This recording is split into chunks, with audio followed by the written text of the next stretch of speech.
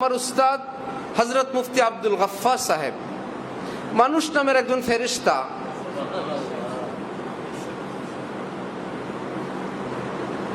ঢালকানগর মাদ্রাসায় বুখারী পড়ান, আমাদের মার্কাজুল ইহসানে সপ্তাহে একদিন বুখারী শরীফ পড়ান। আল্লাহ পাক হুজুরের হায়াতে খুব বরকত দান করেন। বললেন যে বাবা আমার কোনো ঋণ নাই, দুইটা ঋণ ছিল, একটা পরিশোধ হয়ে গেছে, আরেকটা আছে। সারা জীবনের ঋণ ছিল দুইটা, একটা পরিশোধ হয়ে গেছে, আরেকটা আছে। কি ঋণ? তখন মাওয়া ব্রিজ হয় নাই, ওনার বাড়ি ফরিদপুর। বলেন আমি, ওনার গাড়িও ছিল না তখন, বলেন আমি মাওয়া পার হয়ে কাউন্টার থেকে একটা গাড়িতে উঠছি, কাউন্টার গাড়ি, টিকিট করি নাই। গাড়িতে উঠে সুপারভাইজার যারা টাকা সংগ্রহ করে আমি তাদের হাতে টাকা দিলাম, আমার তো টিকিট দেয় নাই। আসার পর আমার মনে হয়েছে মালিক তো বিকালবেলা টাকা হিসাব করে টিকিট গুনে গুনে, আমি যে টিকিট নিলাম না, মালিকের কাছে তো এই টাকাটা যাওয়ার সম্ভাবনা ক্ষীণ। সে তো টিকিট গুনে টাকা নিবে, আমি তো টিকিট নেই নাই। আমার কর্তব্য ছিল আমি যেই কোম্পানির গাড়িতে উঠলাম টাকাটা যেন মালিক পায় সেই প্রসেস করা আমার দায়িত্ব ছিল, আমি তো করি নাই।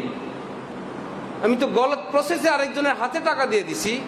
এই অন্যায়ের কাজে তো আমি সহযোগিতা করলাম, সেই ভাই দিয়ে দিলেন তো ভালো, যদি না দিলেন আমি কি করব?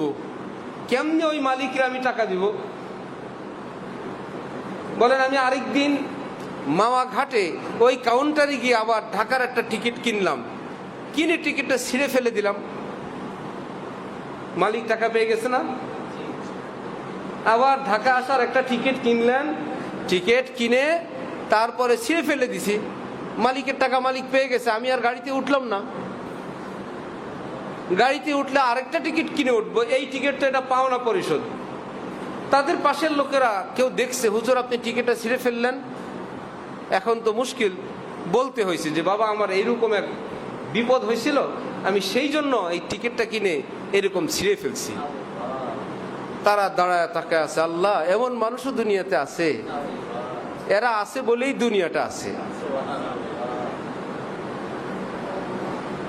দেখান কোথাও শিক্ষা থাকলে এমন কারো কালচার, কারো ধর্মীয় নেতা, কারো যদি শিক্ষা এমন থাকে দেখান।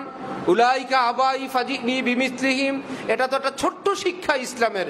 আমার রসুল, পেয়ারা রসুল হযরত রাসূল করিম সাল্লাল্লাহু আলাইহি ওয়াসাল্লামের একজন উম্মতের আমল যদি এত সুন্দর হয়, তাহলে নবীজির ইসলাম আর নবীজি কত সুন্দর। সুবহানাল্লাহ।